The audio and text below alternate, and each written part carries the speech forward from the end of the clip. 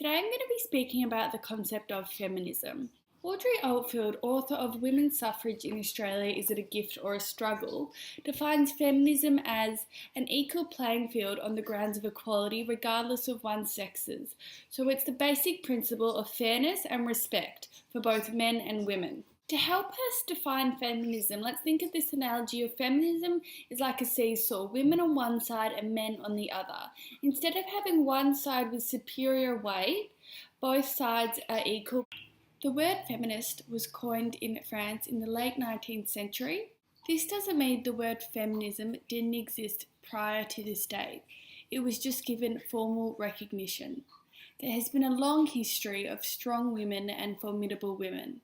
For example, Cleopatra and Elizabeth I. They both had power and would have been considered feminists.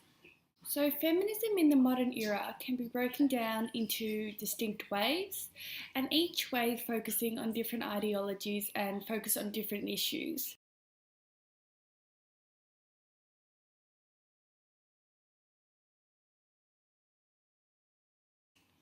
So the one I really am interested in focusing on is the idea of post-feminism. So to help us give a clearer definition of what post-feminism is, I got a quote from Amy M. Clark from her book Ursula K. Le Guin's Journey to Post-Feminism, and she describes it as essentially a movement that goes beyond feminism and is an outright rejection of feminism itself.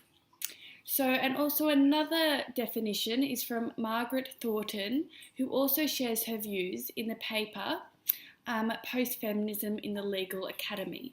She says that post-feminism can be defined as young women who go so far to dismiss the term as feminist as an insult, stating that they can do anything and have everything. They do not believe that they owe a debt of gratitude to the gift of feminism. So collectively, these waves of feminism that have gone before me have informed my own personal ideology of what feminism is.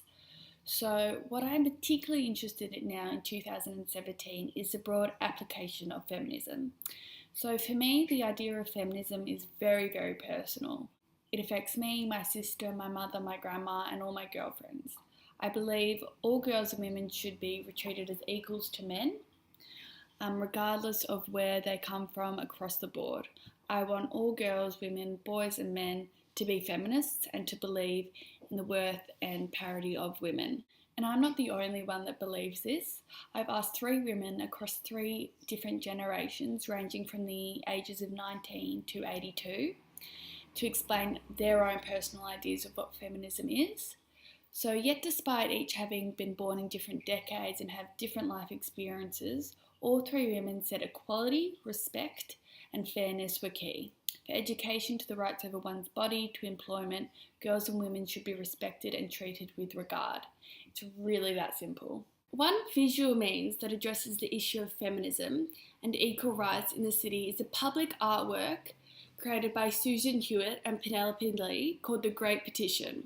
Commissioned in 2008, the sculpture celebrated the 100-year anniversary of Victorian women receiving the vote.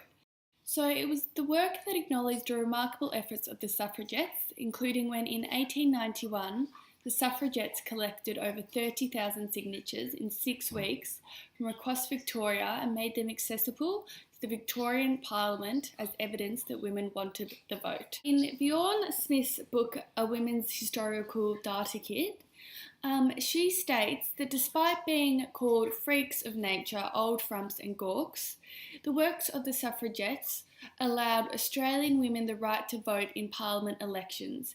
And also in 1902, Australia became the first country in the world to allow women the right to vote in federal elections and also the right to be elected to Parliament on a national basis. Artist Penelope Lee, who's also my mother, stated that there hasn't been a significant artwork dedicated to women's history here in the state.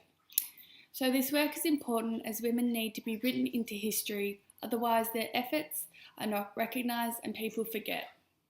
Women have done remarkable things and should be respected for it. So this brings us to the end of the blog, and hopefully it helped you broaden your understanding of what feminism is. And have a good one. Thank you for listening.